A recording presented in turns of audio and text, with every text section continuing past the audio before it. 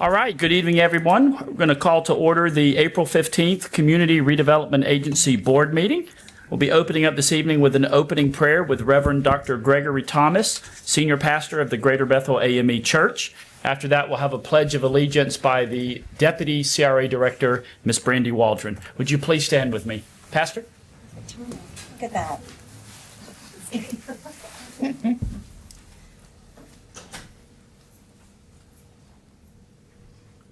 Let us pray.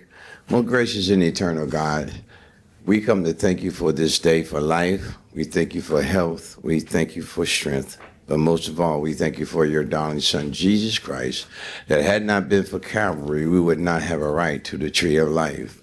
And as we gather here in this place, we ask right now that you soul our minds on the business at hand. Touch every heart, touch every soul, touch every spirit, that the decisions that will be made today will be pleasing in your eyesight. Guided as the way that you would have it, that when it's all said and done, we can lift up holy hands and say, praise God, from whom all blessings flow, and a job well done. And we give you all the praise, we give you all the glory, we give you all the honor. It's in the matchless name of your darling Son, our elder brother, Jesus the Christ. And every child of God said amen, amen, amen, and amen. Pledge allegiance to the flag of the United States of America and to the republic for which it stands, one nation, under God, indivisible, with liberty and justice for all. Thank you. Ms. Sagehorn, please call the roll. Board Member Halagus? Here. Board Member Lucas? Present. Board Member Street? Here. Board Member Granger? Present. Chairman Rowan? Here. All present. Thank you, Ms. Sagehorn. Board members, you have the minutes from the February 18th, 2025 board meeting, and staff would entertain a motion to approve. Motion. Okay, Second. we have a motion and a second. Is there any discussion? Ms. Sagehorn, please call the roll. Board Member Halagus? Yes. Board Member Lucas? Yes. Board Member Granger? Yes. Board Member Street? Yes. Chairman Rowan? Yes. Motion passes. Thank you. Are there any additions, deletions, or modifications to this evening's agenda? I know that staff has none, correct, Ms. Waldron? That is correct. Any from the board? All right, hearing none, moving on. Item number 6 is audience participation, open to any issue related to the authority of the Panama City CRA. Remarks are limited to 3 minutes. Please approach the podium and just give your name and address for the record. And again, we have a timer up here. You'll be limited to 3 minutes. If you are here for any of the items, specifically item number 7, the 15th Street and MLK redevelopment project, and you're planning to give a presentation for that, you can wait until that point. I don't believe there's another item that would allow anyone to speak from the audience. Do you concur, Ms. Waldron? That is correct. Yep. All right. So any public comments, please come up to the podium. Or, I'm sorry, Jonathan, the applicants on the Tivoli date. Thank you. may I was allow testing them- you. I was testing I'm you. sorry. Yes, the applicants for 445 Grace Avenue and 401 East 6th Street, you could save your comments during that because I'm sure the board will have questions for you. So if you're speaking on item 7, one of the presentations, or you're the applicant for 9 or 10, you can wait until that particular item. Otherwise, you would want to speak now during audience participation. Ms. Bryant? So I want to make sure I'm clear. For that particular topic on 7, we can speak on that later. Is that correct? No, only if you're providing if you're one of the 3 that was asked to provide a presentation. Okay, So if so you want to address that now, you should do that. Awesome. Thank you. You're welcome, ma'am. Michelle Bryant, 409 East 9th Street. I have just one question, but I want to start off with a statement. Glenwood has been or was a vibrant community, and that's what we need, and of course, that's what we want back. Over the years, there has been so many promises and so many promises broken by city government. We've conducted surveys, charrettes, feedback, all the way to no, we can't do. The project on MLK Boulevard and 15th Street was purchased and closed back in September 14th, 2017, with the goal of the city and the CRA to turn these lots into a new modest home for the people that had lived there before could potentially come back, and as well be affordable for them to be able to buy, as well as some retail space be considered. What you have on the agenda today is for apartments. And as you guys are aware that we've discussed before, that with the new law passed by Governor DeSantis, apartments don't bring the tax revenue in dollars and TIF dollars specifically for the CRA to rebuild and revitalize to a vibrant community. Even after the millions of dollars have been spent on Dover Coal, what is being presented today, in my opinion, and several others, do not reflect the needs of the community. Now I'm going to skip over to on the agenda regarding Henry Davis Park. I just want to say a kudos, and I hope that this gets passed today. I just want to give a special shout out to Ms. Elaine Griffin and several other of the PC Senior Living members. They worked really hard and diligently wanting to get this across the finish line. So with that said, I hope that passes today with everyone's blessing. The last thing I'll speak on is the MOU regarding World Changers. World Changers has done a really good job with revitalizing several areas in the community. But I believe that as our community begins to grow and we truly want to revitalize, I ask that you look within and allow a community organization to be able to work with World Changers or assist in that MOU from a downtown North's perspective. And of course, change is always good. Thank you guys so very much. Thank you. Thank you, Ms. Bryant. Thank you for your work with your organization on behalf of Henry Davis Park. Any other public comments?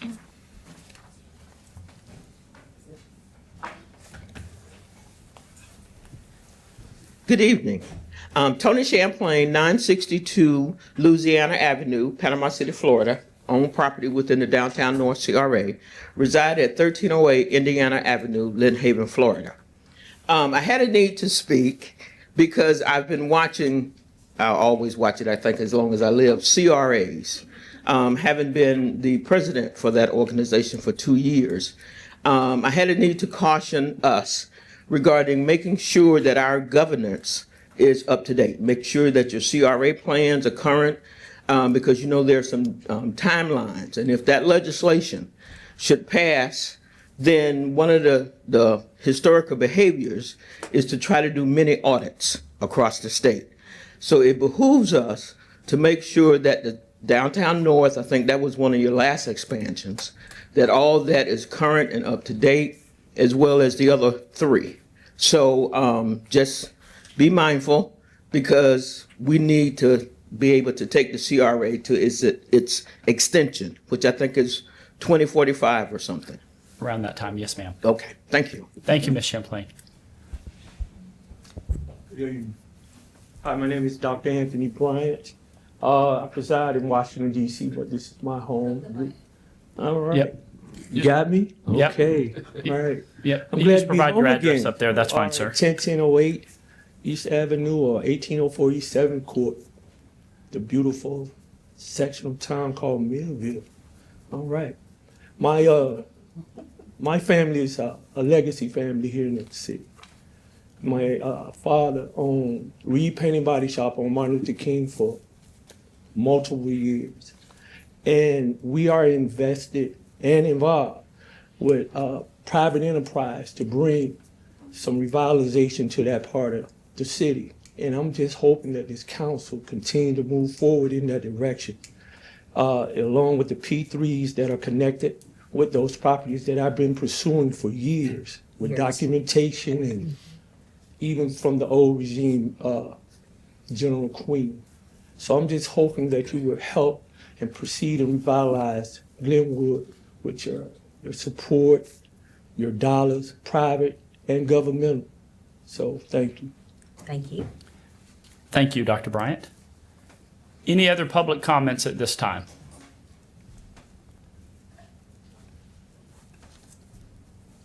Good afternoon. Brenda Lewis Williams, 1007 North Center Avenue, PC 332 something or 01.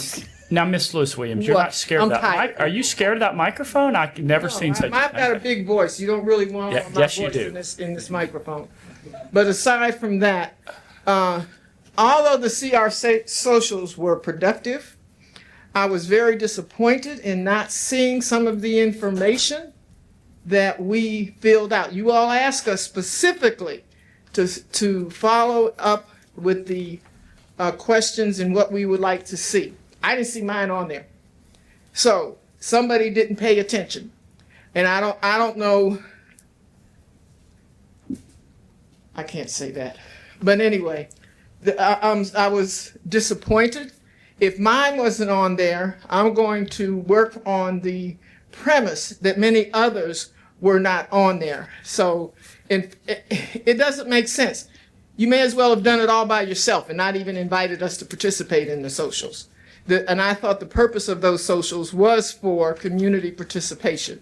I didn't see it. Now, there are some good things. Jonathan, thank you for getting Sherman and 9th Street fixed, that hole that was there. This is not CRA, but actually it is CRA because that's what's supposed to be done. But as far as the information from the CR socials, and I'm belaboring a point, I was very disappointed. You did a disservice and an injustice to the cities, to the citizens of this county. You did all 4 wards. Didn't work. You need to go back to the drawing board. Thank you, Ms. Lewis Williams. Are there any other public comments at this time? All right. Hattie Sunday, 1115 Fairland. Anthony, I'm gonna need your help. The reason Anthony's in town is because it's his mom's birthday, Mrs. Reed, another Glenwood Legacy citizen. How old is your mama gonna be? 87. And yes, and when he told me he was coming, here's another comment from not being here, but having lived in 4 states, and I get to address city commissions and CRAs through the years in 4 states. And I realized, aside from all the stress and angst and everything, I've been meaning to say this, which is I don't go anywhere where everyone celebrates the birthdays. Think how many times we're in a meeting or there's a picture, I love to take those pictures, where someone is coming that's 90 or 100. I'm telling y'all, in the other places I've worked, I haven't seen that. So I realize that we're in a friction point, a little bit of a stress, but that made me think of it, Anthony, that you came home, that y'all are still, and we are still a small enough community that we celebrate the positive things. The other thing I wanted to say, don't want to get emotional, it makes me think of Johnny. Johnny used to say this about me, so I'm going to say that about this meeting. The cool thing about the meeting today is there's a lot of balls in the air. There are people coming and wanting to spend money in Glenwood, and it's so overdue, and I've only lived here 5 years, so I have chill bumps even saying it. So it's just so good. Look at all this excitement and activity and want to present, and other people are coming, and people are flying in, and here comes Tony Champlain. It's wonderful. That's my 3 minutes. Thank you, Patty. Thank you, Ms. Sunday. Any other public comments at this time? All right, seeing none, audience participation is over, and we will move into our agenda. Board members, item number 7 is the 15th Street and MLK Boulevard project update. As background information, at the January 27th, 2025 board meeting, the CRA board voted to authorize staff to enter into negotiations with the American Design Group for the redevelopment of MLK Boulevard and 15th Street, the southwest corner, which commenced shortly after as directed by the board. In accordance with the Florida statute governing the disposal of property by a CRA, a public notice was published on January 29th, 2025, and ran for the required 30 days with no response. However, following the expiration of the notice period, a proposal was received from the Sankofa Group expressing interest in the project. Retail Strategies Consultants also identified a potential third interested party, but did not ultimately choose to submit a proposal. With guidance from legal team, staff sent a request for clarifying information to the 3 interested parties to address if they chose to provide any additional information to the board. These parties were requested to respond to these questions by April 7th of 2025, and they were given the opportunity to present their proposals to the board at the upcoming CRA meeting. That is the one this evening. In response, it's okay. Where was I? That's a bypass ring, too. That's what's so bad about that. Okay. Please silence all cell phones. All right. In response to the American Design Group has chosen not to submit a presentation or full proposal at this time. However, the Sankofa Group is eager to present their proposal and answer any clarifying questions from the board.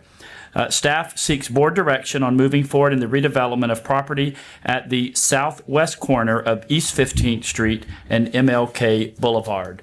And we have Pedro here with the Sankofa Group, who will provide a presentation and then be glad to answer any questions from the board. Mr. Chair, Yes, ma'am. prior to his presentation, I would like to say a few things. Absolutely. Go ahead, board member. So this project has been of great interest to the community. It has come up in meeting after meeting that we want a grocery store in Glenwood. We don't want to continue to be a food desert.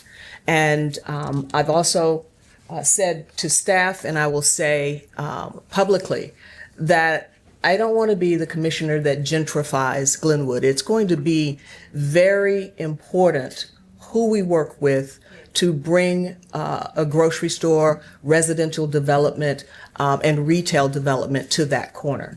And with that being said, I am also very happy that we have the Sankofa Group represented.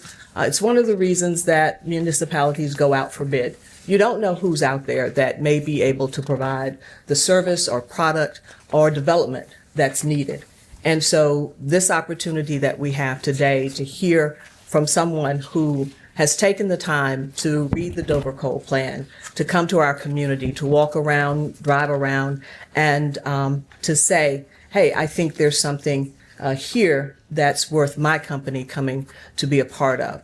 With that said, this is a next step in a process, as we were reminded by Ms. Bryant, that began in 2017 with the purchase of those parcels. So thank you for being here, and those are my comments. Thank you, Board Member Lucas. And so are there any other comments before we step into the presentation from the board? All right, I'd like to introduce Mr. Pedro Gasant, who is the manager of the Sankofa Group, LLC, for this presentation. Sir, floor is yours. Thank you, Mr. Hayes, and thank you, Board Member Lucas, for the opportunity, and thank you, board members, for the ability to speak to you this evening on this, what we believe is a wonderful opportunity and an amazing location within the city. My name is Pedro Gasant. I am the principal of the Sankofa Group, LLC, which essentially focuses on the redevelopments of property. We have been based in Miami, Florida, for the past 6 or 7 years, and we have developed a variety of different mixed-use developments down in the Southeast. And in researching the various opportunities throughout the state, I fell in love with what was going on with respect to Glenwood, and in particular, what has been happening with respect to the MLK Recreation Center and the redevelopment that your CRA, this board, has done with respect to that property. So I want to take a step back, talk about the context of the site. I don't think it's just a location, it's a very special location within the city in an area that I think is primed for redevelopment while also being able to provide for an opportunity for affordability while providing for revitalization, which is always a delicate mix and balance that you have to strike when you're trying to ensure that there's preservation and enhancement on the site. As you all know, and this is actually one of the things about the site, I drove down by the property today. One of the things about this property in particular is that at the northeast corner of the site is this sign that pays homage to the gateway to Glenwood. And for me, being able to provide for redevelopment on this property that takes into account the historic nature of the site and provides for revitalization or redevelopment, something that is prime and something that I would be very proud to be able to pursue as part of this redevelopment. You all know where the site is located along 15th and MLK Boulevard, and we think that this site is uniquely positioned given all of the activity that has happened to the north of the site, the substantial reinvestment that has occurred by the Ascension Health System to the south. We believe that it's prime for redevelopment and prime for being able to support the type of community uses and redevelopment activities that we think would work on the property. Just to give some background, not necessarily to this board, because I know you all are very well aware about what's happening with respect to this property, but immediately to the east of MLK Boulevard is the MLK Recreation Center that is being redeveloped and is currently under construction right now. We anticipate that it's going to be, I believe it's going to be completed by this fall and ready for occupancy. If That is correct. If that's anticipated. So, you know, we went by there, we took a look at the site, and I think that one of the things that we wanted to do was be able to keep the potential commercial uses along that intersection corner because of the opportunities to provide for the enhancement that's being done with respect to the recreation center. And this is just a notice of some of the enhancement, the $14.7 million that has occurred as part of the new recreational facility. Now, with respect to this site, one of the things that I wanted to emphasize is that we're looking at this as a phase one. And the reason why we're looking at this as a phase one is because the way that the parcel is configured is essentially a Christmas tree. It is an irregular shaped parcel, and to be able to bring to bear the vision that the Glenwood community and that this board has had for some time, it's going to take us some time to bring in the phases. But I think what's particularly important for the site, as you can see at the northwest corner, is that blue building, which is contemplated as a grocer. To be able to provide for the support for a grocer, we believe that you're going to need to have a mix of density, which will require apartments, and townhomes, which is the yellow buildings that you see on the south. So we want to provide for home ownership to the south, and we want to be able to provide for affordability as part of the apartments and the captured consumers that's going to help to provide for the use and attractiveness for the grocer. But in addition to all of that, if you look immediately to the east of that blue building, we're not just putting in a bunch of parking spaces, because we think when you have that sign of the Glenwood community, it doesn't make sense to put all of that parking immediately adjacent to that sign. We think it makes more sense to have a plaza. So what we're thinking about and what we're conceptualizing as part of this plan is create a plaza immediately in front of this grocer. And so this is what we're contemplating with respect to the site. Enhancing the frontage of the MLK and 15 with respect to the grocer, having a plaza that provides for activity. As you can see, the apartments in the background, and then further in the back you will have the townhomes. I'll show you some of the conceptual renderings that we have for the apartment buildings on the property. But really what we want to be able to do is provide for a community grocer that provides for pedestrianism and that provides for activation on the site. We think that that's going to be important. At this time, we think that really having the grocer is going to be what helps to drive with respect to this site, but also having the residential on the property will help to drive the interest from the grocery chains that we do work with. So we think that there's some significant synergistic opportunities here to make this work. I'm not sure what's happening with this slide. Okay. Here's the conceptual of the apartment buildings that we're contemplating for the property. Not sure why that slide, okay. But what that other slide was supposed to show you was that we're contemplating about 60 apartment units and about 22 townhouses on the property to help support and provide for the attractiveness with respect to the grocer that's on the property. This is the apartment building that we're conceptualizing with respect to the property. Again, we haven't done the geotechnicals, we haven't done the percolation test, we haven't done the phase one, we haven't done the typical items that are necessary with respect to the redevelopment of the property to be able to take into account the cost that's going to be necessary, how far down we have to go, understanding how easily the drainage occurs, the percolation, and what the soil is made of within this particular area in order to ensure that the development that we're contemplating will be both cost effective and efficient with respect to this development of this property.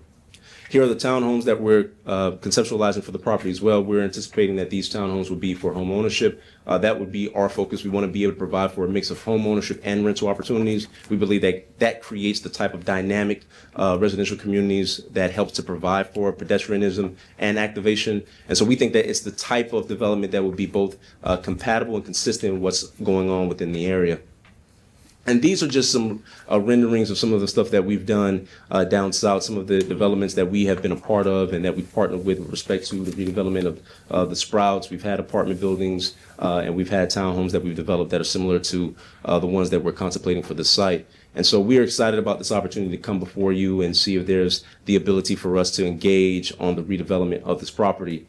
And we think that this is something that we can help bring to fruition. I thank you for your time. I will say that the only reason that we did not get a chance to actually submit our bid was because it was mistakenly calendared. We had it for 5 o'clock, and we didn't realize that the actual calendar for the bid time was at 3 p.m. So when my team went to submit, they realized it was already closed out. Thank you for your time. Thank you for indulging me, and I'm here to answer any questions that you may have. Thank you so much.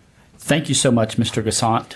And at this time, we would open up to the board for any questions that y'all may have. Board?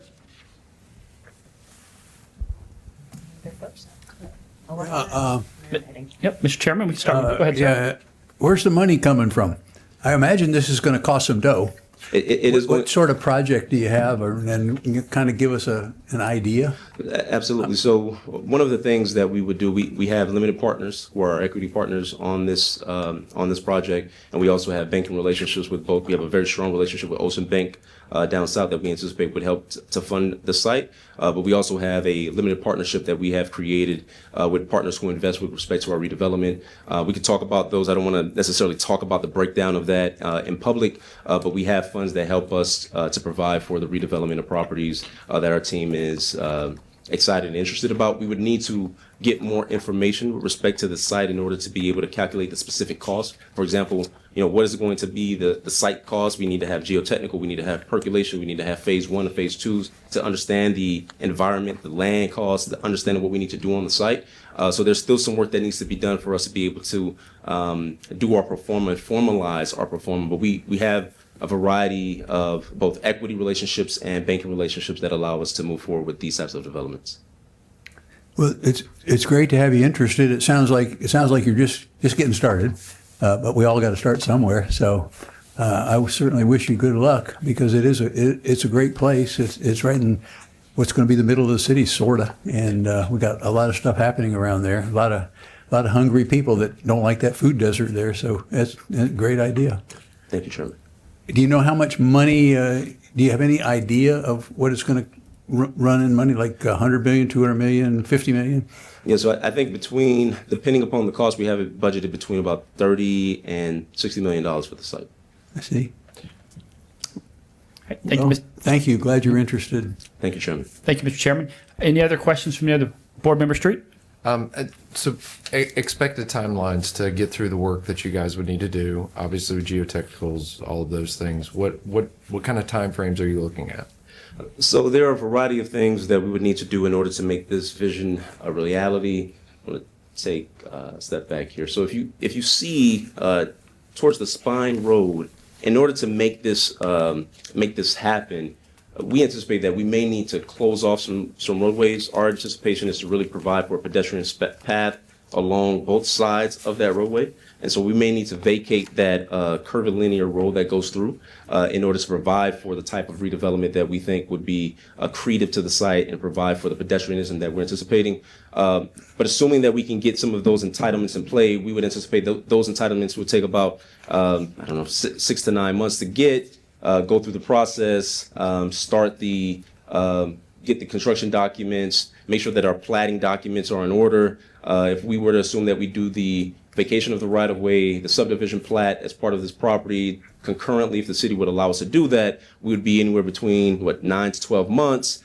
Subsequent to getting that, we would have to prepare our construction documents. Those construction documents would take my team about 2 to 3 months to prepare. Subsequent to the preparation of the construction documents, we have to go through permitting. While we're going through permitting, we would have to get the site work done, do the phase 1, do the geotechnical, do the percolation test, get an understanding of what's going on the site. I would say that would take about 6 months. I'm being hopeful here, and then subsequent to that, once we actually submit the construction documents, it would take time for your staff to review and to approve those permits. So it would take anywhere between 24, 36 months to be able to get this done from soup to nuts. So all I can say is we've tried and attempted several times on this site, and so it's incredibly ecstatic to have someone that's willing to come and invest to the city. If there's anything we can do to try to help expedite, obviously I think you'll find us to be very amicable to try and help that process move along. So I can't remember the last time I've talked about a grocery store with specifically in Glenwood, but it's been several years of conversations. And so whatever we can do to help in the process, I think the staff as well as the commission is willing and ready to help that come to reality. It's music to my ears to hear that potentially expedite. That's why as a developer, it's music to my ears. Well, and just for the board and Mr. Gassant's awareness, so we actually already have the phase 1 underway through a Brownsfield grant. Staff is already on top of that, so that's already in motion. Beautiful. So. And as background, is the entire site already designated Brownsville? No. Just the corner. Okay. Yeah. So we would add that. I think we'd want to make sure that we would add the entire site as a brownfield for the redevelopment of it. Yeah. All right. Any other questions for other board members? So I thank you for the time that you've put into understanding what we're looking for here. How did you come across this project? So one of the things that we tend to do is that my acquisition team will look at different opportunities in areas that we like to do work in, and particularly we have done a lot of work down south in what you would call historically disadvantaged communities that are well positioned, well located, but for a variety of reasons haven't had the necessary investment to support redevelopment and revitalization. And so when our team came across this site, we thought it was particularly interesting given, you're so kind. You're so very kind. You can They don't treat you like that. They don't treat you like this in Miami. No, they do not. Great. That's very nice. And when we looked at the site, the more we dug into the property, we dug into the effects that have happened all throughout Panama City after Hurricane Michael and the impacts within the area.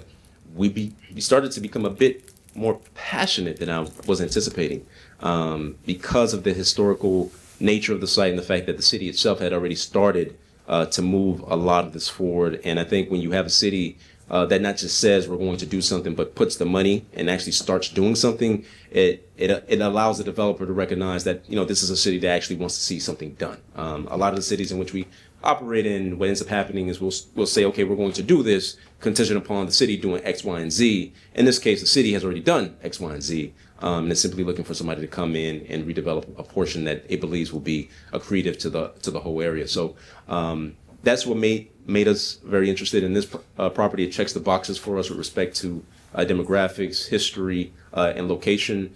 And then, quite frankly, I just think it's an amazing site. And there are some logical issues for me that just don't make sense. Like, it does not make sense that you go 2 streets up and you have a bustling retail corridor. You have a very good retail corridor. I don't want to necessarily reference the mall at the moment, but you have a very Please don't. you have a very good retail corridor right now, and I think it's, at least in my mind, it's not something that I'm logically understanding as to why this site hasn't necessarily been able to obtain that investment. It's the same exact street. So for us, I think there's a lot of opportunities to leverage our relationships to place something there. But I do think that one of the things that we are, and I'll tell you candidly, some of the concerns that we have with respect to the site. One is the configuration. It is a Christmas tree parcel. I think that if it was more of a square site, it would be easier for us to sell it. There are going to be grocers that are going to be concerned about site visibility. If you're coming from the west and you're coming towards the site, how do you see the grocery? It's currently positioned and as curated. We're anticipating that you'll be looking at the rear of that grocery store. So the only way to be able to provide for the anticipation and support would be to advertise that grocery store on the northwest so that folks coming in can see it. But then also being able to provide for both the parking and the pedestrianism. So we need to be in a position where it's not just a sea of parking, but where we're also creating for the activation on the property. And so when you have this irregular site, it's really difficult to do that because of the way that you have to have radii to be able to turn in and turn out, to park in, park out, and then also being able to have sufficient parking spaces for the apartments and the townhomes. And so I think that the townhomes and the apartments are going to be portions of the site that relatively should be able to obtain a lot of interest because there's a lot of amenities associated with having a grocer, MLK Recreation Center immediately nearby. But I think that the real issue here is going to be the configuration and the location of the parking with respect to the fact that we really do want to create the pedestrian path within this area to get people out their homes, to get them walking, to get them utilizing the plaza. And since you're talking about potential challenges, the flyover, what does that present to you as a challenge for this project? So look, I think the flyover is not, my understanding is that the flyover is some distance away. That's correct. And so, I think we are anticipating that we're not as concerned about the flyover at this moment. I think the biggest thing that I'm concerned about with respect to this site is whether I can get more parcels. That's my biggest concern. I think the real sell for the grocer is going to be that we have these residential units. We're going to have more residential units. We're going to have a captured consumer on the site. And to get there, we need more parcels in order to be able to leverage that. And so It's going to be a sell. I think that there's an opportunity to make it happen, but I do think that the configuration of the site is, to me at least, the most difficult aspect of redevelopment. Difficult, but not scary. No, not scary at all. I think for a developer, particularly like us, we thrive in the hairy deals. We don't do the typical deals because those typical deals, everybody is going after them. But these are the deals that we really like, and we think that if you create a bespoke type of configuration and development, it can really attract a lot of interest. And so that's what we're anticipating for the site. Again, I do think that from a benefit standpoint, the location of the site is amazing. The topographics seem to be good on the western side. The elevation is higher. It seems to be elevated in a manner that will allow us to drain pretty well. So I'm excited about some of the opportunities and the fact that it's in such close proximity to existing and what appears to be thriving retail establishments. And I think that this site could benefit from the location. So I think the best aspect is the location, and then the worst thing would be the configuration of the property. And just two more questions. Is there a project similar? I know you've referenced generally some of the projects you've done. So is there one you would point us to as an example of your work? So I have several. There's not any with this configuration. I will tell you that. I have several. The biggest one we're working on right now is a 90-acre project where we're doing about 150,000 square feet of commercial and about 600 units of residential. And it's really the captured consumer that's driving the retail, right? So when you have rooftops that are going to support and being in close proximity to the retail provides for a different level of engagement with the retail audience. So that's what we're seeing. We have smaller sites, but they're square and rectangle.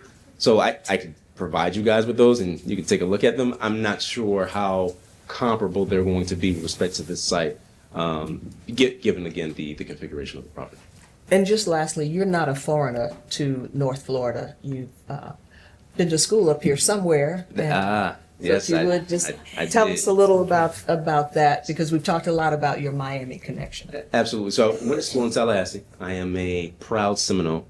And That's it, I'm done. That's it, we're done. You should have said that from the very beginning. No, and the mayor's upset over there. He's like, he's a Florida fan, that's why I said that. Well, he won this year. He sure did. We haven't won much of anything, so. we've been having a difficult several years. Tallahassee for me was life-changing. For me, it got me to understand. I had grown up in a community that was predominantly homogenous, and going to Florida State helped to broaden those perspectives, broaden my relationships. And I think for me, Florida State will always be a very important part of my background, particularly for my matriculation and my growth in my development and in my career. So Tallahassee will always have a special place, and Tallahassee itself has been going through its own renaissance with respect to the redevelopment of areas that had once been underserved and disinvested in. So I think it bears a tale that I think we can potentially pursue here on the site, but this is going to require some creativity and also some aggressiveness with respect to acquiring some of the additional parcels. So I went by there today and I noticed that the parcel immediately next to the pink apartment on the east side apparently is up for sale. I'll be reaching out to them later to see if I can get that site under contract. But I think all of this is going to be pretty important in trying to square this all off and making sure that we can make this as attractive as possible. I have a question. I'll do that. Yes, ma'am. I'm going to suggest that in a few moments. Are there any other board members? Board Member Granger, Board Member Halligus? Go ahead, Ms. Halligus. I just want you to know, it makes me feel so good that we know that we can't control everything with development, but the things that the city owns, like MLK Rec Center, what an asset that is to developers, to not have some rundown, dilapidated, we were kind of forced to do it, but nonetheless, we chose to do it. We wanted to do it. So I like that. I noticed that you obviously have a lot of experience in this and the trends of what are going on, because you completely understand parking should not be like the thing you see that's that makes a city have the aesthetics that it needs to have.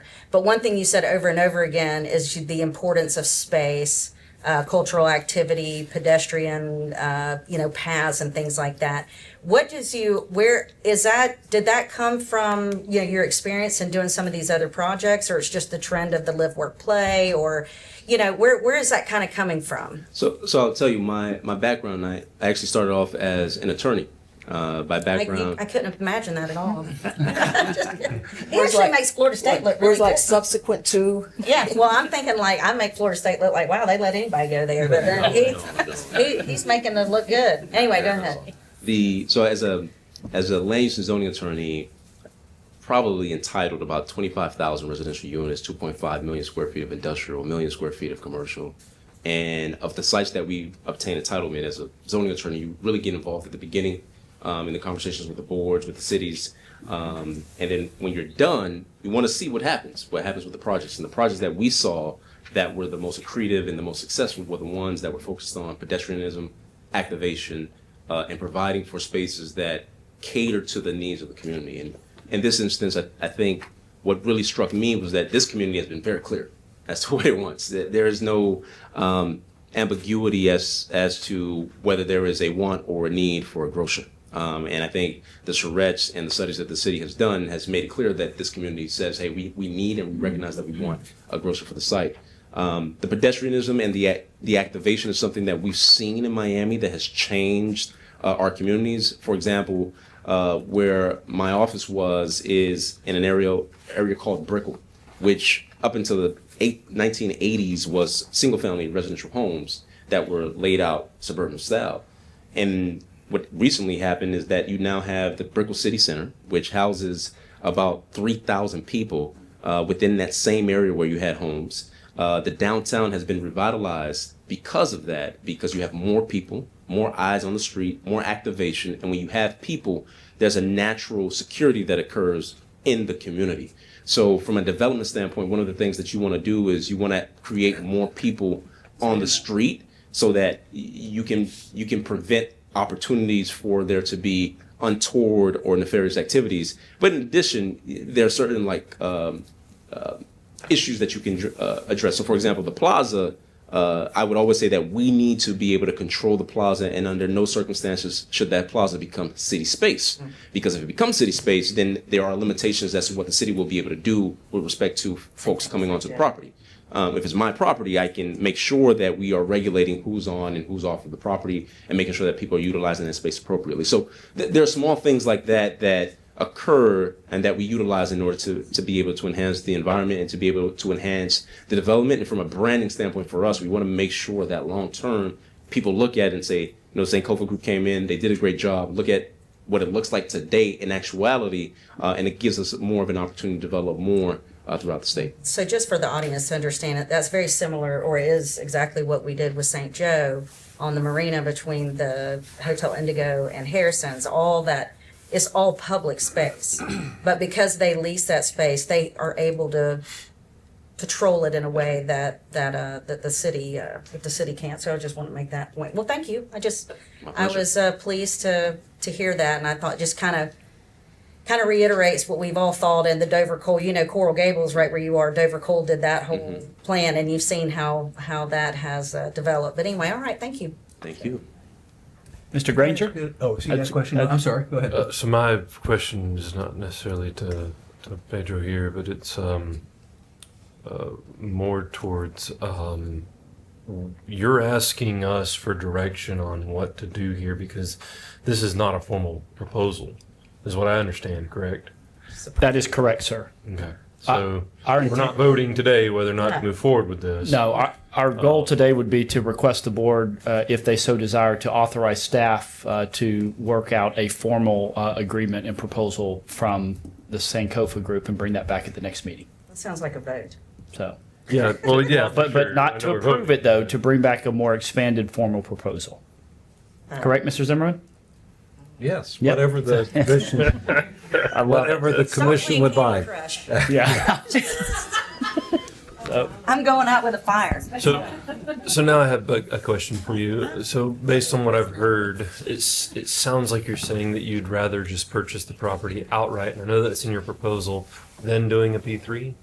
So look, I think when I was reading the solicitation initially, it asked and requested for proposals to purchase the property. Okay. And because of that, I wanted to be responsive to that. Otherwise, I would have been deemed non-responsive. But I would be open to engaging in the P3 project. I know that different cities have different perspectives on it. It's one of your core ways of being able to ensure that there are measures being met, that we're doing what we say we're going to do, and that we're following along. I don't have any objection to that. We're happy to have our feet held to the fire and making sure that we do what we say we're going to do. It's difficult once I buy the property for you guys to patrol that unless we put it in the deed, and that creates restrictions with respect to the title company. So I actually would prefer, if there are going to be certain metrics, that we have a P3 and that we delineate what the requirements are, what the city's vision is, to make sure that it aligns with what our vision is going to be for the property. Okay. I'm not trying to derail anything. Nope, you're good, sir. Just asking the question. I would suggest two ways of looking at this as you guys are going through and having conversations. One is an outright purchase. That would be one mechanism in order to do it. However, in this particular case, there may be more incentive that the city could offer if you are willing to commit to grocer and strongly commit to a timeline in order for that to be achieved. And so if that's something that your group would be interested in, I think there may be more flexibility here from a board perspective on how we can engage. And maybe it still looks like a purchase, but it might be for a smaller amount. Look, I will tell you that what we've put in our proposals is what we're willing to commit to. We want to see the grocer here. We think it makes sense for a grocer to be here, with the understanding that I would love to be able to obtain more of those parcels in order to make it more attractive. But absolutely, our focus, to me, the core amenity of the residential project will be the grocer nearby. That's our focus. Yep. Just for the board's awareness, we did take these, I believe, Ms. Waldron, 13 parcels and had them appraised, and it came in just a smidge underneath the offer amount in his letter to the board. Just FYI. So, Mr. Chairman, you had another question? No, I'll wait for the proposal that we're going to ask him for. Yeah. I would Okay. also suggest that as you guys are going through conversations, is we look at all of the programs and incentives that we offer, specifically geared towards that grocery store, because I do believe that while obviously putting parcels together is definitely, from a development strategy, the right thing to do. I think it's utterly important that we secure a grocer, and so whatever incentives we can offer to do that, I think you'll find us very aggressive. So thank you so much, Board Member Street.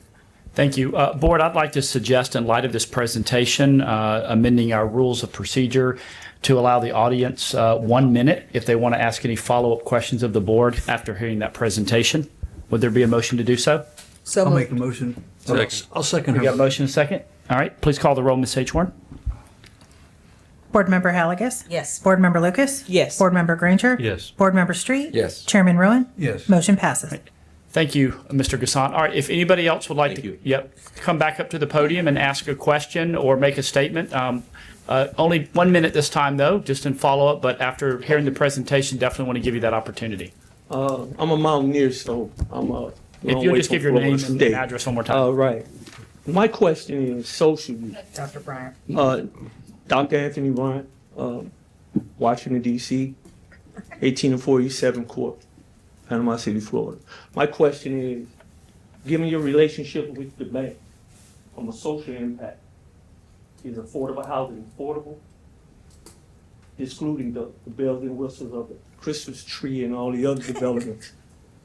Will the bank work with the community to continue for it to grow and become that, continue to be the historical part of the city?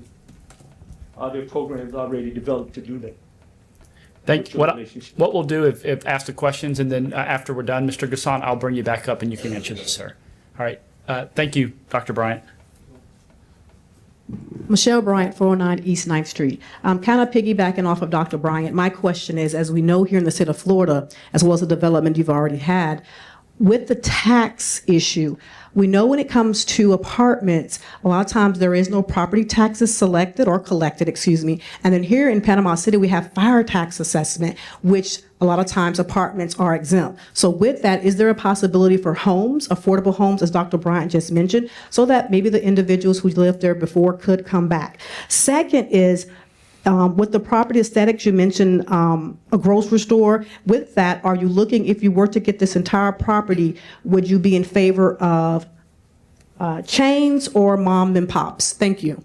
Thank you, Ms. Bryant. And Ms. Lewis Williams, I believe I saw your desire to speak.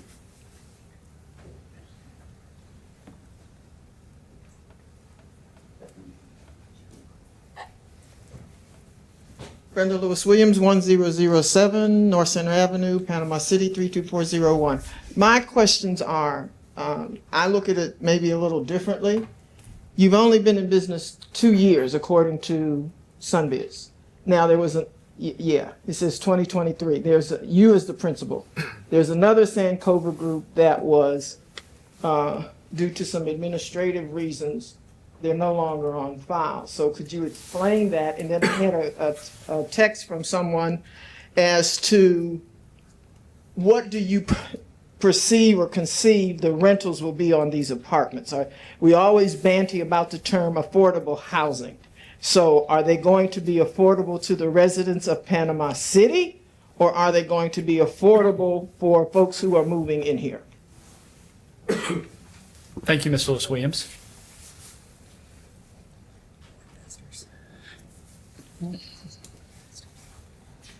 Tony Champlain, 968 Louisiana Avenue, property owned in downtown North, reside at 1308 Indiana Avenue, Lynn Haven, Florida.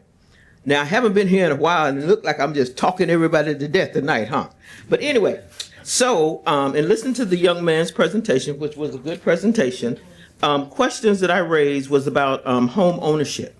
So if we're seeking home ownership, and we know the population, and we also know the income base of that population, what kinds of assistance would be rendered? Now, he talked about a bank relationship, so I understand banks. You know, I'm CRA minded, right? So I'm wondering about how the banks and the bank's CRA that you are affiliated with would render assistance, because the banks have their own CRA where they provide income funds for redevelopment in low income kinds of areas. So that would be a question. Also, when we look at the number of apartments, my concern is, because I was on staff then when we purchased those properties, I don't want us to re-ghettoize that area. You know, we're not looking to develop compounds of apartments. Okay, so now we took down the shotgun houses because that was Daphne's property. Give you a little history because I know a lot of y'all wasn't here.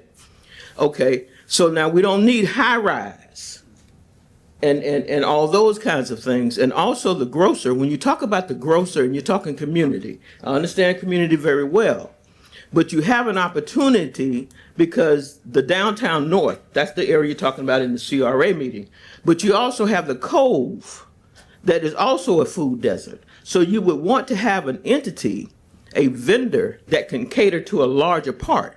Because in the world today, if you want to go somewhere, you're going to drive anywhere you want. Yep. Thank you, Ms. Champlain. Thank you. No problem. All right. Anybody else? Any other public comments or questions for Mr. Gasson?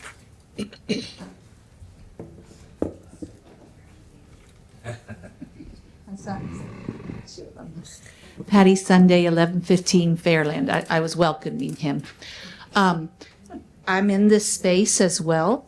I do this. And so I wanted to know if you were planning to do your capital stack with HUD, because you and I know that has changed a lot. And I monitor carefully the number of vouchers that are in the market. And I'm from Plant City, by the way, by Tampa. So I wanted to know if you had thought of that or if you plan to, because it does change the SKU and it changes the cost. And I like a lot of what I see. And then the second question is, in your experience as an attorney or a developer, have you done a neighborhood which is delicate and so hard to do, where it's not complete gentrification, which is really hard to do because the cost drives who can stay there, right?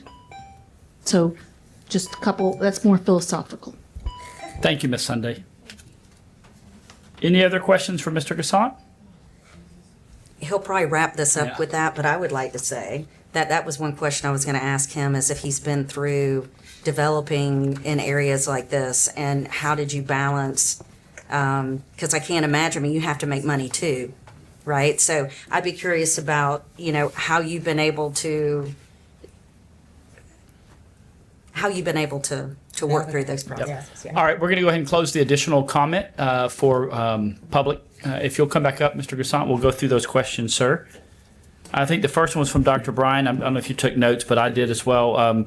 Just asked about your relationship with the banks and how to encourage and ensure the affordable housing component that you spoke about. Absolutely. So we have a long-standing relationship with Ocean Bank and particularly Truist Bank. We've done a lot of work with Ocean, Truist, and Banesco down south.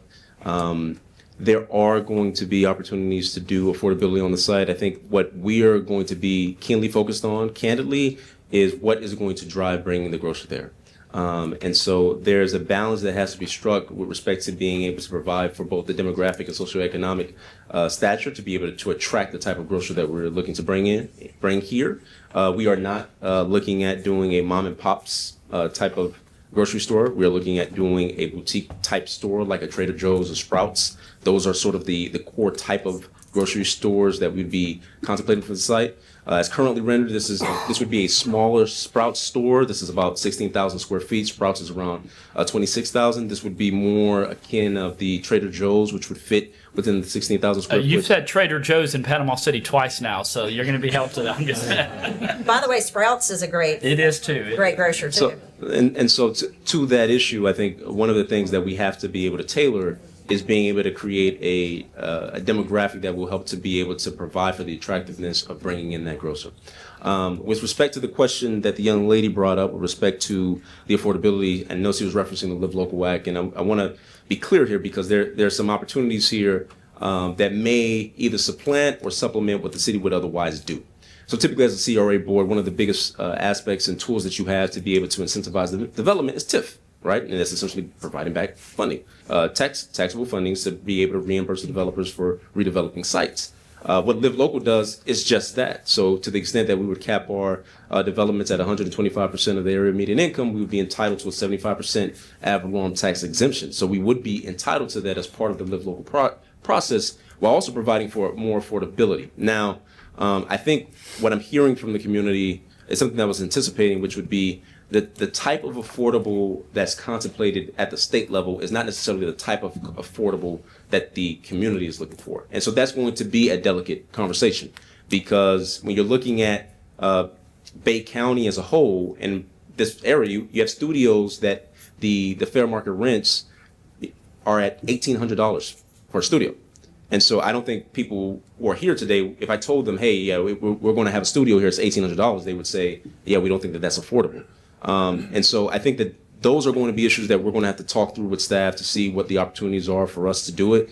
And I think to get at one of the questions that you raised with respect to how do we balance it, what we have typically done is the home ownership would be more market, and then there would be a strong component of the apartments that would have the affordability. For us, that brings in the dynamic of both home ownership and folks coming in within the market, but then also providing for more of the units to be able to accommodate the affordability. That's how we've seen it work. I think it's really hard to get homes at an affordable price because the banks typically just won't support it unless there's a local program. So, and we could talk about this, we could have longer conversations about it. There would need to be a second mortgage that the city or the county would provide. We would have to have a program that provides for the support of that. And it becomes a bit of a process, right? There are jurisdictions in which we work where there are shared equity agreements whereby you have to own the home for a certain period of time before you can sell it. And if you sell it before, I'll give you an example. In Miami-Dade County, if you are buying a workforce housing unit, which is a home that you can own, you would have to get a second mortgage on it by the county. If you sell that home within 5 years, 100% of your equity goes back to the county. And you have to sell it to another workforce housing home. And so, you know, for us, what I'm thinking of here, and this is again looking at it prophylactically and taking 30,000 steps back, would be that the core aspect of market, the the townhomes would be market, and then the apartments would have a strong affordability component as part of the redevelopment of the site. And I think that balance would help to address some of the issues that we're talking about today. And then being able to negotiate with the city to understand what the opportunities are to help that out, I think would be helpful. And then the ghettoize the area. I think what we're focusing on is really the deconcentration of poverty. One of the aspects of this site that's particularly attractive is that there's nobody on the site today, right now. And so we're not moving anybody outside of their homes. We're not causing folks to lose their homes today. And so I think it creates an opportunity for us to bring in people who may have moved out, who may have wanted to come back. It gives us an opportunity to do that. And I think one of the things that we like to do as part of the process is work with the churches. Churches tend to have a lot of the demographics and the families that would be supportive of these types of redevelopments, who have the incomes and the support and the ability to make these developments work. So for us, what we've seen is that the community partnerships have been essential to being able to make redevelopments like this work. With respect to the comment about Sankofa Group, so we have a variety of different entities. And so I don't want folks to get confused. Sankofa Group LLC was started back in 2016, and it was started off by my brother and I. My brother left to start off his own venture, and then I became the head back in 2019, and since then we've been doing a variety of different projects. So let's see, what else is here? HUD. Well, there was one question about back at the earlier part, and for the record, you said the young lady. I believe all four of these ladies were very young that came up, so I'm not. They asked about the fire assessment, and so we have a fire assessment here, and there's some apartment complexes and other tax exempt, like religious institutions, don't necessarily pay that, and so there's a fire assessment because they still rely on fire protection from the city. Mm-hmm. What are your thoughts on that? I'm sure you've dealt with that before in other parts of the state and/or country. If you could speak to that. So look, I think if we're talking about impact fees and assessments, I will be candid. I am a developer. And so I will seek and obtain the exemptions that we can obtain. For example, in Miami-Dade County, I don't pay for any impact fees except for school.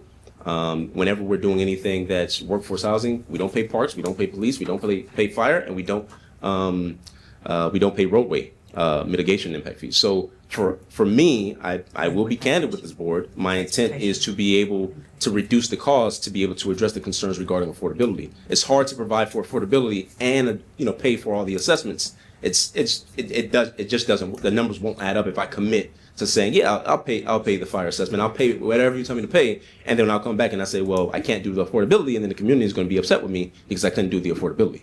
And so there's going to have to be a give and take, and I will be candid. I do approach this as a developer, and the numbers have to make sense. We're happy to align our mission with the spirit of what the community wants to see, but the numbers have to make sense. And so, yes, to the extent that there's a fire assessment waiver, we would be seeking that fire assessment waiver in order to support the development of the affordable housing on that site. Any other comments, sir? You were trying to answer one more. I just wanted to go back to the earlier question. Yeah, and then I think HUD is always an attractive frame of reference. It's really hard for me this early in the process to be able to make the determination as to what the right financing scheme. I won't be in a position to adequately assess that until we've had the negotiations with the city as to what the city wants. Right, the city wants deep affordability on the site that changes the calculus depending upon how many units, what's the percentage. So it impacts how we look at those numbers, and it impacts on what we can do. So thank you for your time. I really appreciate you indulging me on this evening, and you all have been very, very kind. Thank you so much. Thank you, Mr. Gasson. Any other questions from the board of Mr. Gasson before we go into deliberation? All right. Thank you so much, sir. Thank you. Thank you. All right. Board, over to y'all. I sense Mr. Zimmerman. He doesn't like to be the only lawyer speaking, so. Mr. Zimmerman? Just if the commission would like to go another step forward in this process, a suggestion. The board. What? The board. The board. What did I say? The board. Thank you.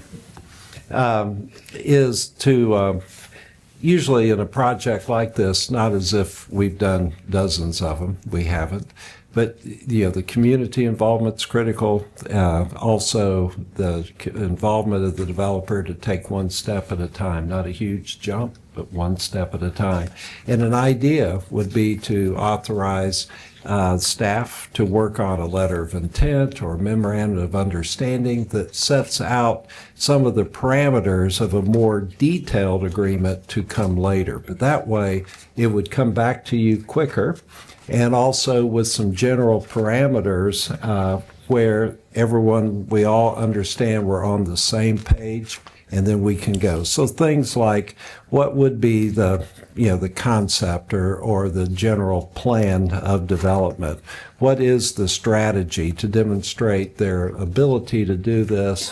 The strategy about what do you do to entice a grocer to come here? Strategy on permitting and financing. Just not that we don't want to wait until it can actually be delivered.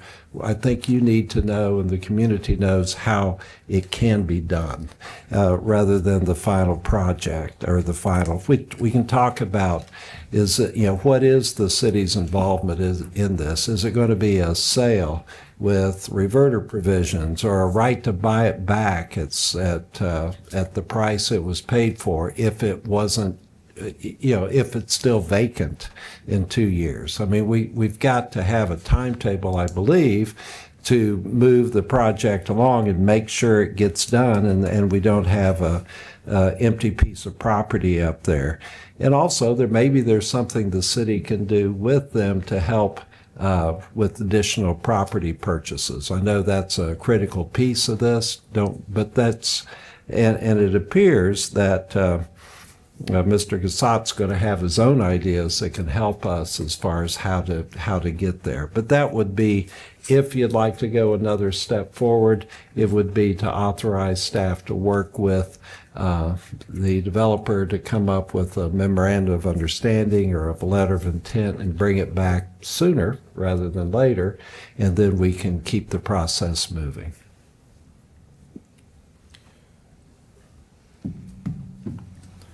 Thank you, Mr. Zimmerman. Any recommendations or questions or motions from the board? So having heard the presentation, and thank you for allowing or suggesting that we allow the questions from the community to come and be a part of this deliberation, and having heard the suggestion from our attorney, I think they're in this spirit of Sankofa, looking back while moving forward, that we would direct our staff, as has been suggested by the attorney, to move forward with Sankofa Group to determine next steps, which is not binding, but it is forward-moving. And he has been responsive to community, understanding that our community has a voice in this project as we move forward. I would like to add that I like the idea of the P3 myself. I'm sure you're going to look at both options, but because I think it will give the citizens a voice and the commission a voice, and I like that you're not against it either. You understand that too. The only other thing I would say is that Patty made a good suggestion, maybe that we during this process that you're in, assuming that we just kind of give direction to move forward and see what the next step is, that maybe sooner than later that you could have like a workshop with the community, so that they can just early on, because you might be like, these folks are crazy, I'm out of here, you know? Well, just Michelle. No, I'm just kidding. But you may say, look, I'm not going to be able to meet the needs of what this is, like a very passionate place in a small community. But then I can tell by what you say that there's a part of that really lights something inside of you that you might want to be a part of. So that's the only suggestion. What I would add is, and this may seem like potentially it's not counterintuitive, but it might be more aggressive. What I would suggest is when we come back, there's a purchase price associated with it, what the reverter clause would look like should something not be accomplished in a particular time frame, that might be returns to the city if there's not a grocer within X amount of years, that kind of thing. Because what I will say is unique about this parcel versus some of the other things we've looked at is because the developer will have to assemble more parcels, they will not, well, at least I wouldn't, but you might. I wouldn't go purchasing other other parcels without having the main parcel secured. And so I think Nevin, your suggestion on reverter clauses is appropriate.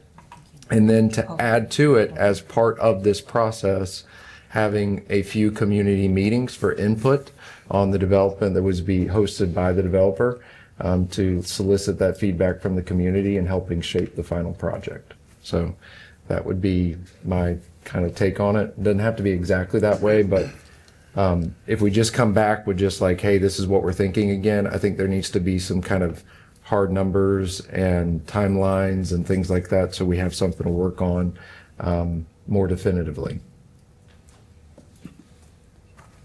Mr. Granger, Mr. Chairman. I think we ought to direct our staff to speak with Mr. I apologize, I forgot your name already. To speak, pardon? Gassant. Gassant. That's not a kind of name. It sounds a little French. Anyway, I would like to direct our staff to meet with Mr. Gassant and pardon me for butchering your name, and come up with a proposal that we could all look at to move forward. I think everybody wants to move forward, and so I don't know how to do real estate sales, but I think that we have the staff here that could work on a real estate deal, and obviously you know how to work on real estate deals, so that I would recommend we put our heads together and come up with a proposal that we could all look at so we can move forward. We don't need to get mired in the details at the moment. Mr. Granger? So, Mr. Gassant, thank you for coming tonight and showing us the proposal. I think it was a very well thought out proposal. You've been very candid with your answers tonight, so I kind of want to be candid back. My concern is with the purchase of, not with your company, but with any company. My concern with an outright purchase is that what happens if there is a purchase and nothing happens? I'm not saying you're going to do that. I'm not saying you're here to do that. I'm just saying is that this community for the longest time has wanted something to happen here. And so that's where my concern lies, is how do we move forward and kind of having assurance that something is going to happen. And I realize you're a developer and you're not here just to buy land and sit on it. I understand that. I also realize that life happens, and sometimes things happen that we weren't expecting.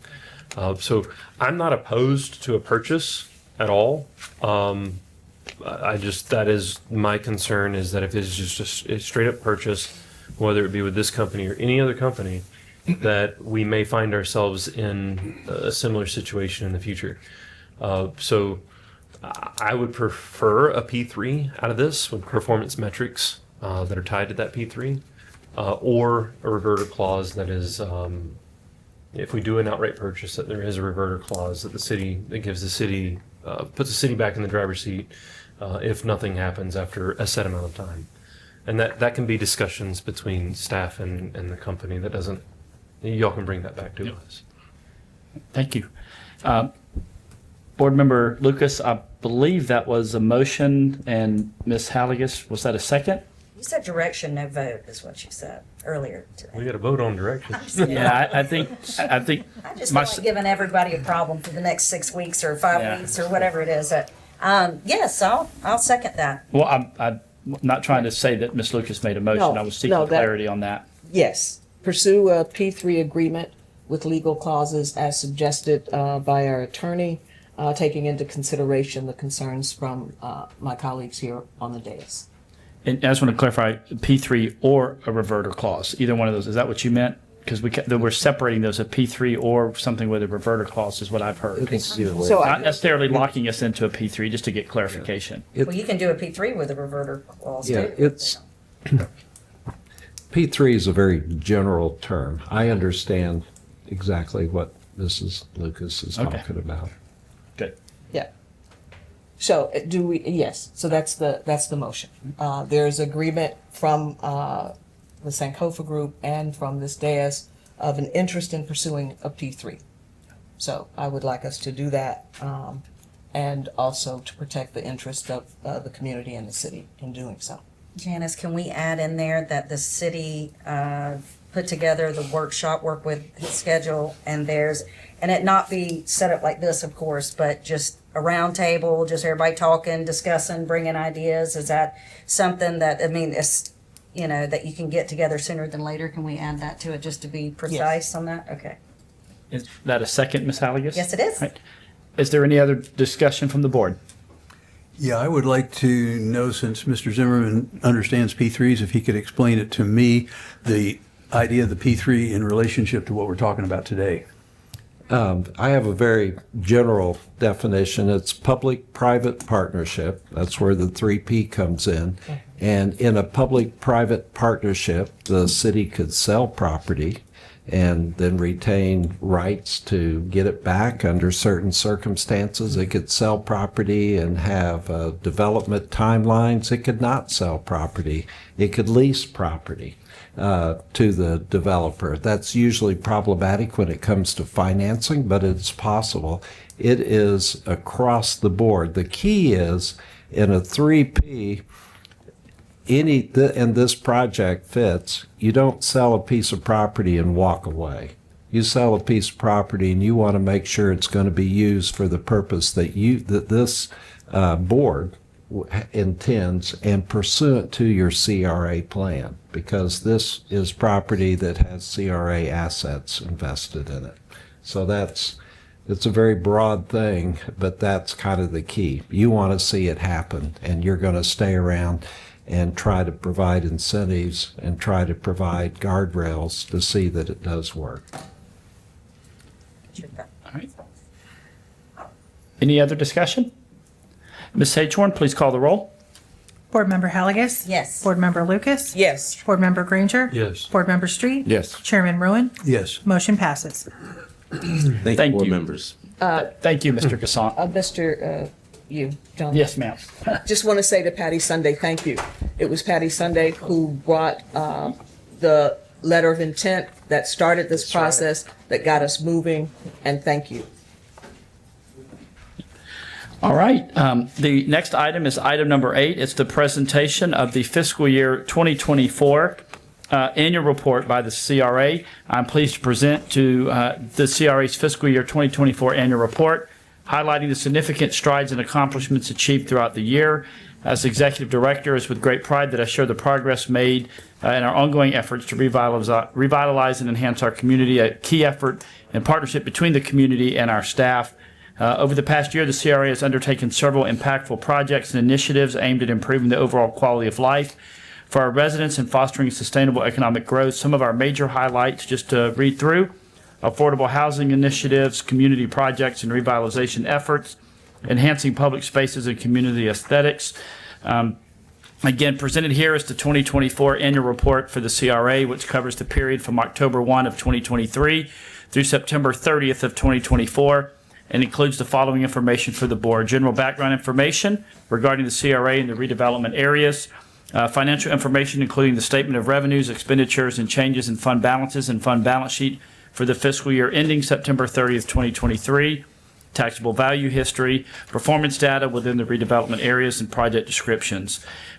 Staff is here, and no vote is necessary on this, but just here to answer any questions in regards to the fiscal year 2024 annual report. Okay. Board, any questions? Let me go through it here. You have it in your book, but for the folks in the room as well, I will just go through it, and we're happy to provide this electronically or printed copies to anyone that might want this. Will we make that request for a copy? It's on the website, and we'll be sure to email you one as well. I'll give you my copy.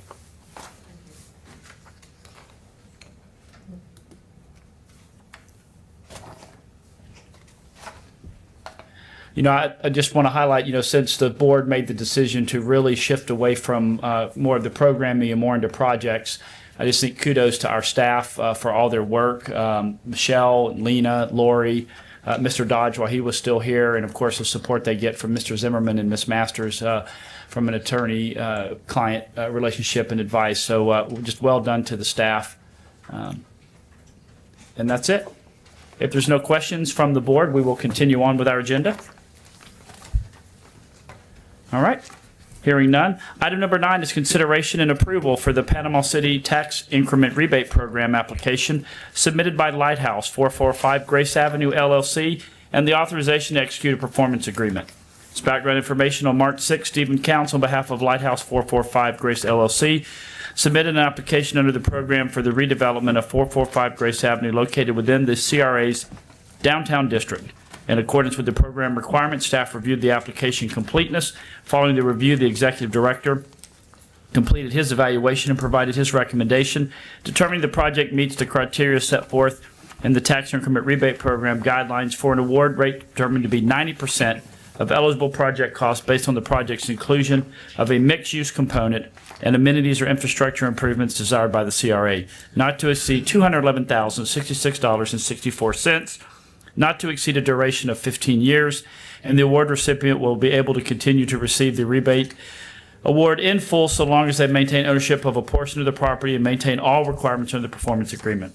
The executive director recommends approval of the Panama City Tax Increment Rebate Program application submitted by Stephen Counts on behalf of Lighthouse 445 Grace Avenue for the property located at 445 Grace Avenue, and further recommends that the city enter into a performance agreement at an award rate of 90% with a total award rate not to exceed $211,066.64, a duration not to exceed 15 years, and the award recipient will be able to continue to receive the rebate award in full so long as they maintain ownership of a portion of the property and maintain all requirements under the performance agreement.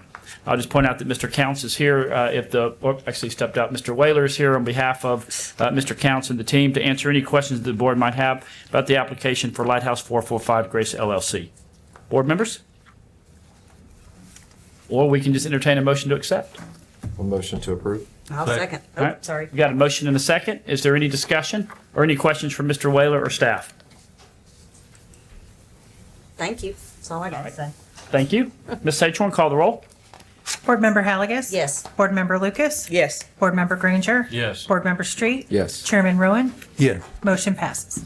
Thank you. All right. Item number 10 is consideration to approve to enter into a performance agreement for a TIF rebate application for 401 East 6th Street. On March 25th, 2025, Mr. Brenton Hitchcock submitted an application under the Panama City Tax Increment Rebate Program for the redevelopment of 401 East 6th Street, a property located within the downtown CRA district. Application was reviewed by staff for completeness. Upon completeness of the review process, the executive director conducted an independent review and determined that the project meets the requirements set forth in the Tax Increment Rebate Program guidelines, including the minimum capital investment threshold of $500,000 and 0 cents and the 10% owner's equity requirement. The award rate was determined to be 80% of eligible project costs based on the project's commercial use and the inclusion of desired goal amenity by the CRA, that is a daycare, not to exceed $107,798.34 and not to exceed a duration of 15 years. Based on the thorough review process, staff recommends the following: approval of the Tax Increment Rebate Program application submitted by Mr. Brenton Hitchcock, and authorization for the CRA to enter into the attached performance agreement with the applicant for the project located at 401 East 6th Street for an amount not to exceed $107,798.34 and not to exceed a duration of 15 years.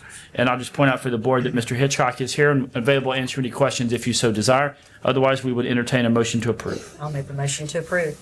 Got a motion to approve. Is there a second? Second. I hear a second. Any discussion by the board or any questions of staff for Mr. Hitchcock? I'd like to know who Mr. Hitchcock is, just so I'll recognize. Yep. I don't have any questions. I just want to know who you are. Thank you. Yep. Thank you, Brent. Yep. So, Thank you. all right. All right. Ms. Satchorn, please call the roll. Board Member Halligus? Yes. Board Member Lucas? Yes. Board Member Granger? Yes. Board Member Street? Yes. Chairman Rowan? Yes. Motion passes. Thank you. Item number 11 is consideration of to approve the 9th Amendment to the MOU between the CRA Downtown North and Millville Districts and World Changers Organization. Staff is requesting approval of the fiscal year 25 MOU service agreement with the World Changers Organization. CRA will provide funding for required materials and supplies to make exterior improvements and to eliminate blight to residential homes within specified boundaries in the Downtown North and the Millville Districts. Labor is provided free of charge by the WCO volunteers. Per this agreement, the costs are reimbursable not to exceed $30,000 for Downtown North District and $30,000 for the Millville District.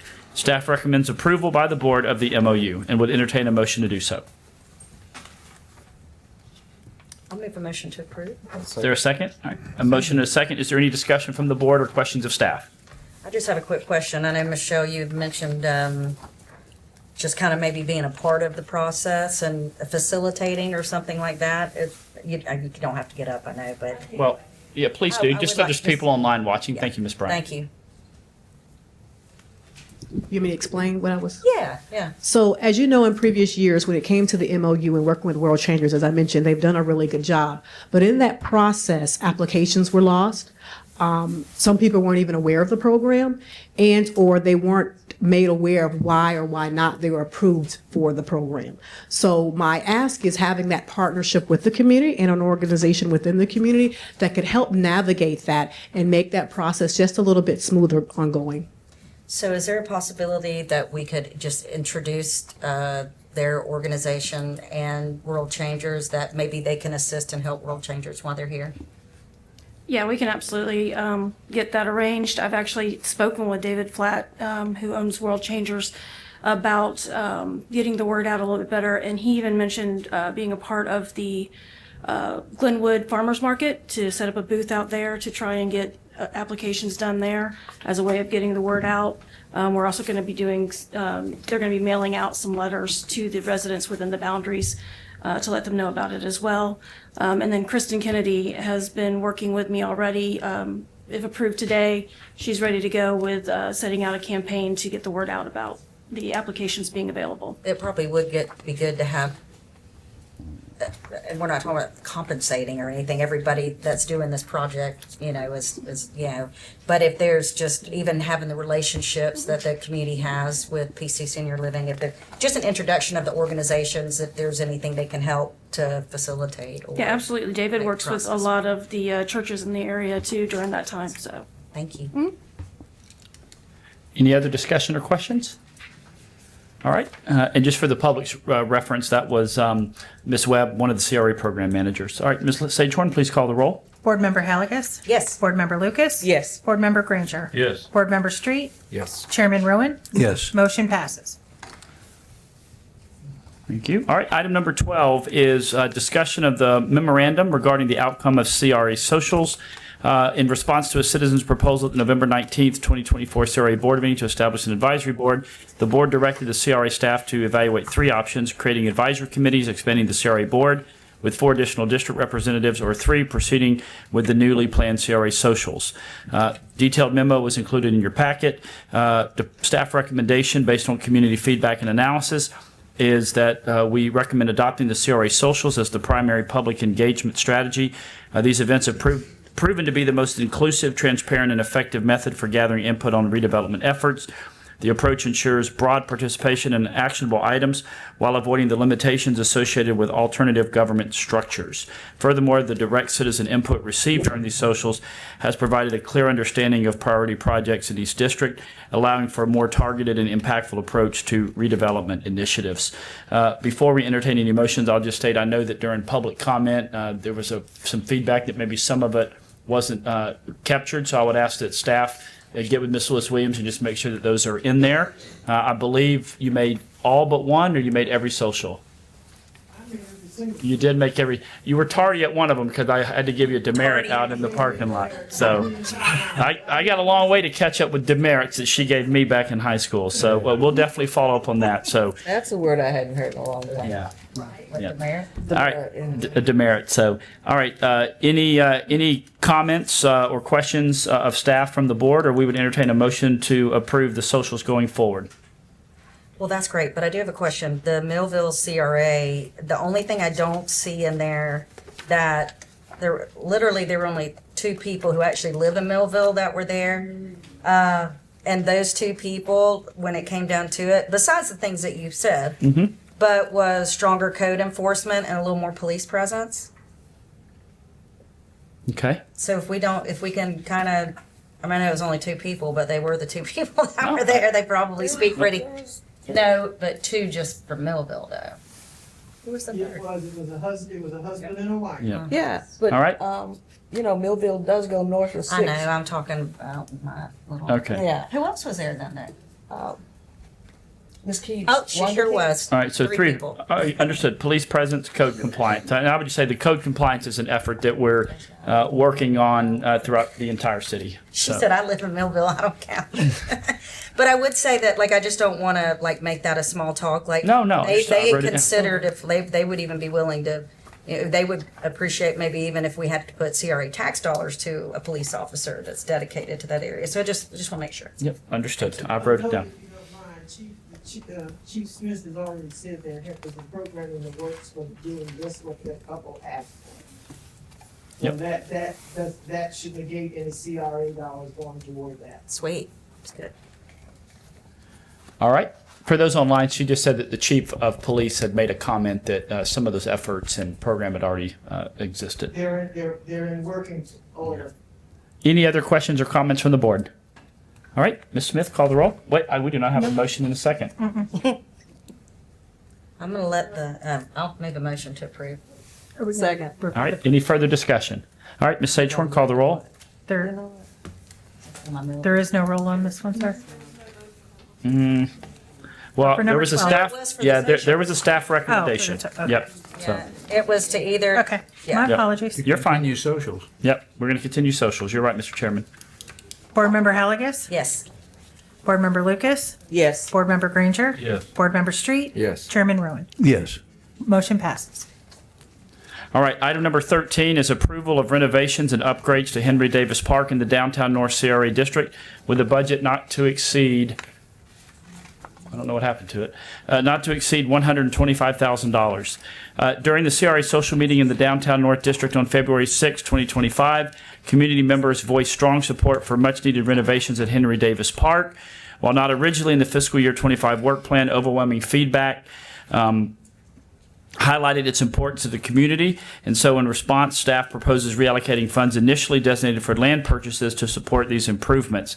The supported improvements are up on your screen. I'll just note that the Kiwanis Club is donating the playground, and the detailed plans and everything are laid out here in the agenda item. Staff recommends approval of the proposed Henry Davis Park renovation project with the CRA's investment not to exceed $125,000, combined with a $145,000 playground donation from the Kiwanis Club. These improvements will enhance the park amenities, support community engagement, and address resident requests. Approving this project will ensure the park remains a valuable and accessible gathering space for the downtown North community. And I'll just note that staff is aware that the MLK Rec Center is happening on the other side of 77, but for families with little kids that just want the playground, having this here so they don't have to cross Highway 77 is definitely desirable from this neighborhood. So staff would recommend approval of this proposal to move forward with enhancements at Henry Davis Park. So moved. Is there a second? Y'all know I have to second on playground now. Yeah. I got 6 weeks. I'm going to be second, first, and then all day. All right, there's a motion and a second on the floor. Any discussion by the board or questions from the board of staff? I just want to thank the Glenwood Working Partnership for weighing in on this design when they met with Ms. Zirkle. GRP, Glenwood Revitalization Project. Yeah. Yeah, she's looking at Tony. No, I was actually looking at Michelle, but the Glenwood Revitalization Project.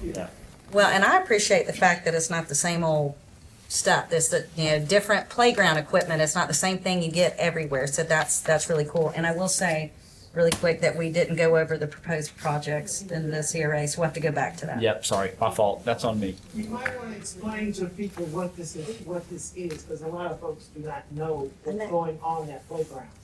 I know, and that we don't have any slides or anything, do we? Sure.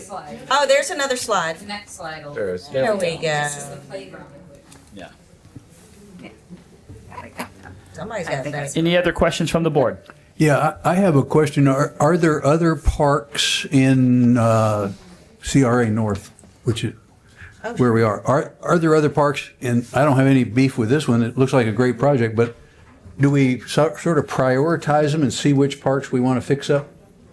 In other words, is there an order of how we would Well, want this one, yeah, no, great question, Mr. Chairman. So, yeah, I mean, obviously based on the community So feedback. has the community weighed in and this Yeah. is their number one priority? Because I suspect there's other parks. Huh? One Kiwanis too. Yeah, and Well, then the Kiwanis, that's a great deal. Yeah, and they identified the desire to do the playground. Okay. Yeah. No, my concern is that we would want to do, the most important one, or the one that people desire the most first. And if that's what this is, then that's great. It is. And again, that's in conjunction with the MLK Rec Center, providing the playground on the other side of Highway 77 for those simply with the little kids. They wouldn't have to necessarily cross Highway 77 just to get to, even though there's going to be a playground at MLK Rec Center, this one would be, on the west side of Highway 77, MLK Boulevard. So I think there will be people crossing both ways anyway. there will, I don't think. but I think this will reduce it to some degree and not have the only choice be to cross Highway 77. If they choose to, that's perfectly fine. And it's a sweet little neighborhood park. It is, It's yep. not- yeah. That part's good. Yeah. Seniors going to use the playground? Okay. All right. Any other questions? All right. Call the roll, please, Ms. Sachorn. Board Member Halagus? Yes. Board Member Lucas? Yes. Board Member Granger? Yes. Board Member Street? Yes. Chairman Rowan? Yes. Motion passes. All right. Thank you. And I apologize. All right. Let's go back briefly, Mr. Smith, to the project so I can go through those real quick. That was my fault. I apologize. I even was told by staff 83 times to do this, and I still forgot. So, all right. So these are the proposed fiscal year 2026 projects for downtown. Again, these are the proposed with the feedback that we got from the community at the socials. 2 digital directory boards, musical instruments, games, and seating at McKenzie Park. Flower planters additional and just improving them along Harrison Avenue. More dance steps and hopscotch, and then a speaker system for music. It's a lot cooler than it sounds. It does. Say that. Yeah. I'm trying to. For St. Andrews projects, assist with the renovation of the Truesdale Clubhouse, which we've got some HRP money that we're also utilizing with that. Really need, we don't have any real meeting space in St. Andrews like we do in the other wards. Solar lighting on Chestnut Avenue, and then hardscapes on both Beck and Bayview Avenue. Downtown North, wayfinding and street signs, land purchases on MLK Boulevard. Was thinking right around, again, that southwest corner of MLK Boulevard and 15th Street. Murals and public art, solar lighting throughout the district, and then repair and add more sidewalks where able and we have the right-of-way space that we need. Millville. Additional updates to the Daffin Park Clubhouse and the overall park. Repair sidewalks. And I'll just note that we actually have a project underway right now that came directly out of the CRA Social in Millville. We've got a $60,000 project underway with Public Works and going out for a contract to repair, I want to say, over 1,000 linear feet of sidewalk. That's about a $60,000 project. CRA is covering half of that, I believe, and the other half by the Public Works Street Maintenance Department. Bicycle Safety Village, this is proposed. This is the idea of Ms. Zorkel and our team, and it's her vision to create this over there by the Millville Wastewater Treatment Plant, the old Tico fuel farm over there, and also near the Millville Waterfront Park, so in that area. So that'll be something we'll focus on in fiscal year 26. And also the bond project for a bike path on 3rd Street in Maple and the waterfront parking lot, kind of like a streetscapes project heading east. Down 3rd Street, something very similar to kind of what you've seen here in downtown. So we're looking on doing like a streetscapes project and bike path and all that in that area as well. No,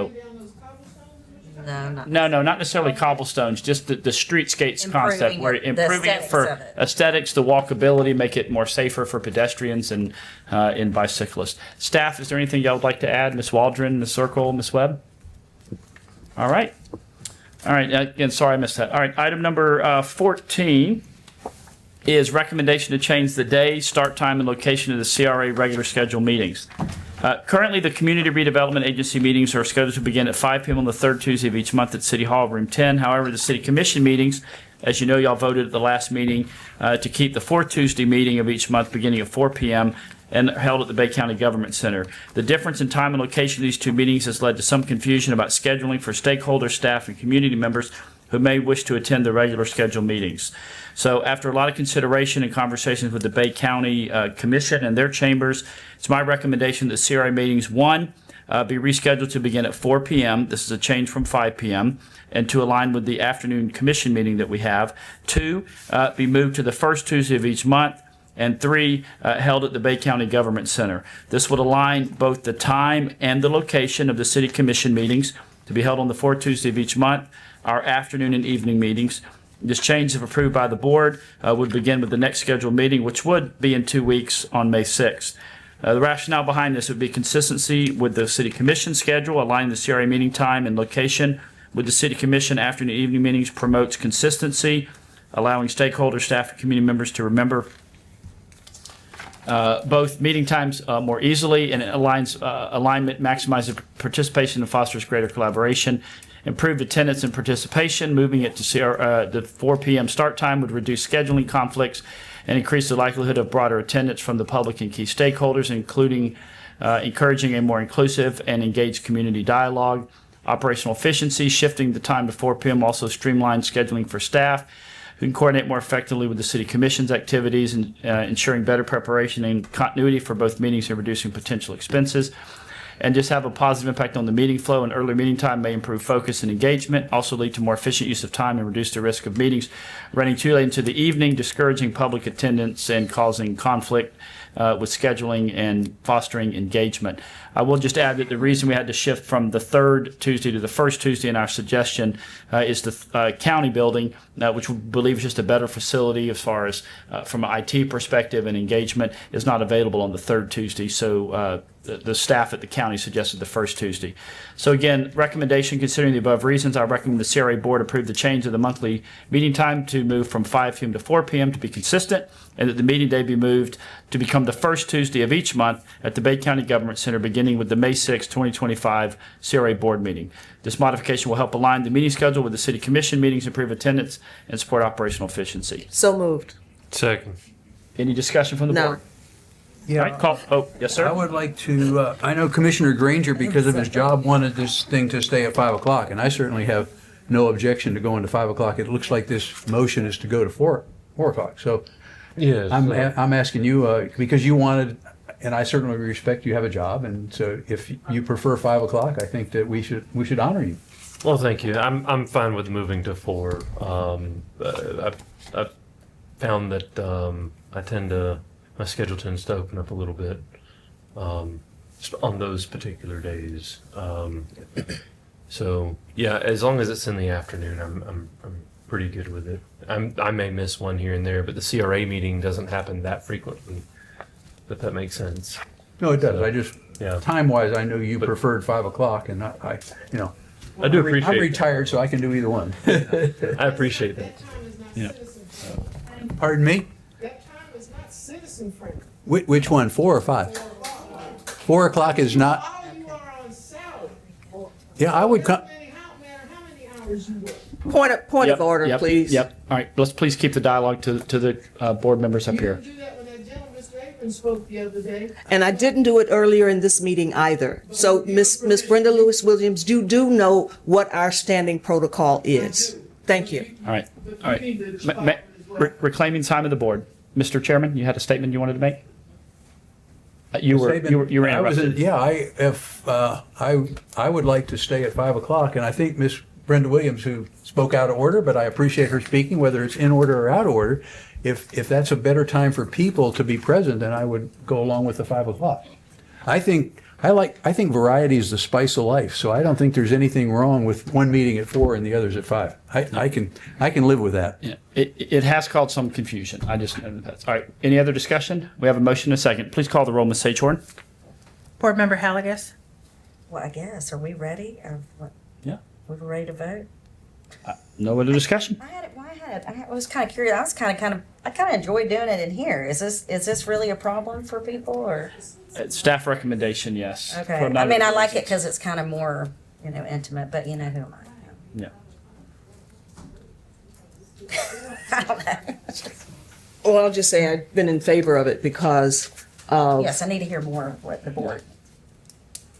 because of the confusion that has happened with people being here when we were over there. That has happened on more than one occasion. Okay. Do we need? And what, if I may, ma'am, yeah, what I would say is, if I do not believe that we'll see a reduction in attendance as we presented at the last meeting about commission meetings. But, if the board wants to come back after a few months and push it back to 5 o'clock, we can. But again, staff recommendation stands to have a consistent meetings time, starts in the afternoon. It just makes sense, and it's consistent with other communities have done. Typically, if you remember, the CRA meeting used to immediately follow the first commission meeting of the month. Good Lord, yes. So it's been a minute since that's happened, though. So, is the 5 o'clock, I mean, because I personally don't care. I'm entirely flexible to whatever. Is it have to do with staff and being after work hours? I mean, is there a cost? There is. I mean, that not everybody is salary. That's incorrect. And so, I mean, and you get into the evening and family, people want to come here and engage and maybe still try to get home for dinner. And so, again, just that consistent starting time that our afternoon meetings are at 4 o'clock. We could move the commission meeting to 5 o'clock if you want, and then that way you have your meeting starting at 5. Recommendations. Now you're messing So around. I'm just saying, there needs to Now be. you're I just talking. think there needs to be Since consistency. since we're on the same page, how about we table this until next meeting? But the next. Well, how do we do that without voting? Without voting? You just say, bring Yeah. it back to us next time. Is that a motion to table? Yeah, I Well, make a we motion to have a table. motion on it. We have a motion. That's true, you do. Yeah, let's just So vote. we're either gonna vote on it or Well, we were in the middle of Yes, before I calling the roll. Sorry. So Okay, continue. I just wanted to ask those questions. Board Member Halligus, Yeah. Board Member Lucas, Yes. Board Member Granger, Yes. Board Member Street, yes. Chairman Rowan. No. Motion passes. all right, we will entertain a motion to adjourn I'm unless gonna there's do it. anything else for the good of the order. A motion to adjourn. Okay, is there a second? Second. All right, we have a second. Will you please call the roll, Ms. Sajorn? Board Member Halligus, Yes. Board Member Lucas, Yes. Board Member Granger, Yes. Board Member Street, Yes. Chairman Rowan. Yes. Motion passes. Meeting is adjourned.